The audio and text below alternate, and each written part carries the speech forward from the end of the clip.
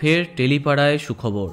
মা হলেন বাংলা ধারাবাহিকের অন্যতম জনপ্রিয় খলনায়িকা।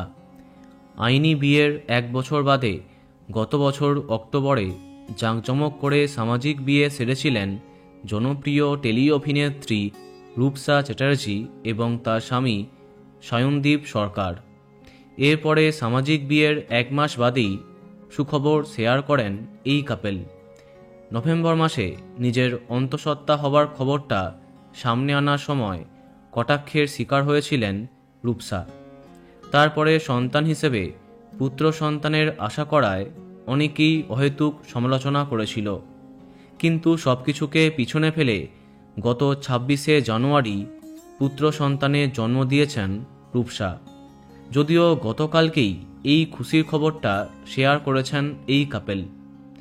অভিনেত্রী ইনস্টাগ্রামে পোস্ট করবার সাথে সংবাদ মাধ্যমে তিনি জানান, গত 26শে জানুয়ারি আমি সন্তানের জন্ম দিয়েছি, এখন বাড়ি ফিরেছি। আমরা দুজনাই পুরোপুরি সুস্থ, সকলে আশীর্বাদ করবেন। আপাতত লম্বা ছুটি নিয়েছেন তিনি, তবে জানিয়েছেন এপ্রিল মে করে আবার কাজে ফিরবেন। যাই হোক, আমাদের তরফ থেকে তাদের অনেক অনেক শুভেচ্ছা। তো বন্ধুরা, তোমরাও শুভেচ্ছা জানিয়ে দাও, ভিডিওটি লাইক এবং শেয়ার করো।